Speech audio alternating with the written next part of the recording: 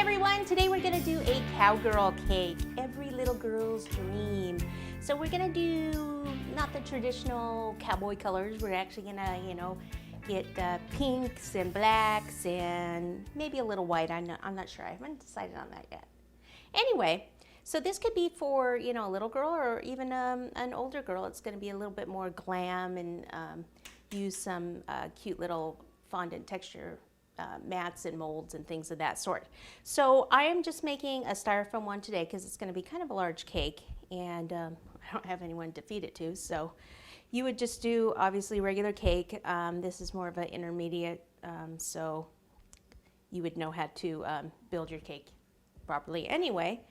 So what you want to start with is a base. So I've got my board. Actually, I covered a turntable so I can spin it.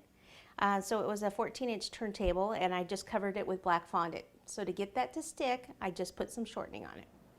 Now, the next cake here, this is a 12-inch cake. It's 4 inches high, and it's covered in hot pink fondant, and the pink is just the satin ice pink, okay?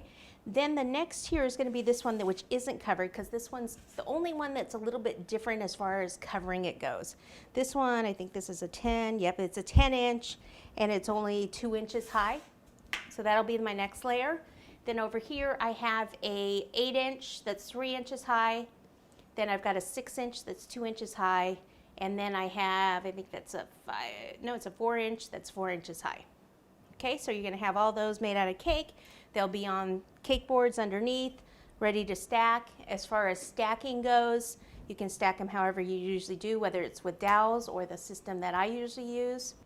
All right, so I just have some everyday shortening here. Delicious, delicious shortening. And I am just going to brush this entire piece with shortening. Yes, you can use a larger brush, but I didn't bring it with me. So I'm just gonna spend 30 minutes brushing this with shortening. I'm kidding. Whoops. And you wanna get the shortening actually on the cake dummy, not on the counter, because it works better that way.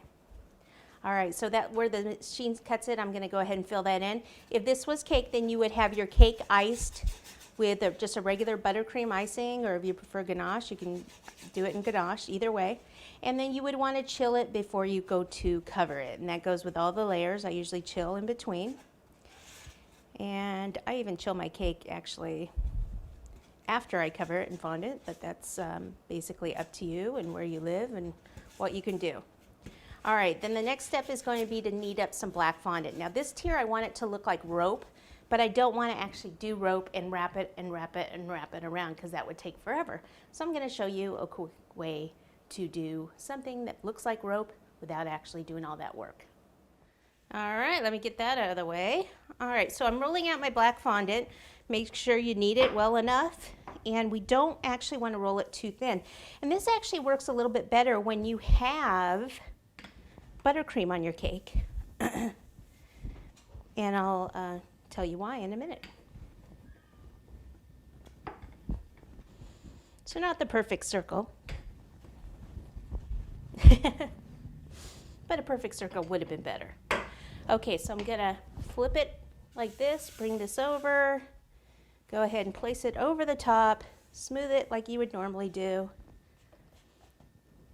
down like so.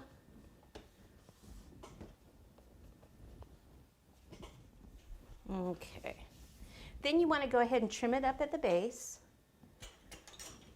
So I'm just going to use this palette knife. You can use a pizza cutter, whatever you want to use. Whatever's handy. Then you're going to need to get your veining tool out, which I'll get out in just a second. Let me just kind of pick this up, and looks like I need to trim a little more off of here. I don't need that hanging down like that. Okay, and then I'll just go around like this. You can take your Fondant Smoother if you want, just kind of go like this. I usually make sure I don't have cornstarch on my smoother so I don't get that on top. My mistake. Brush that off.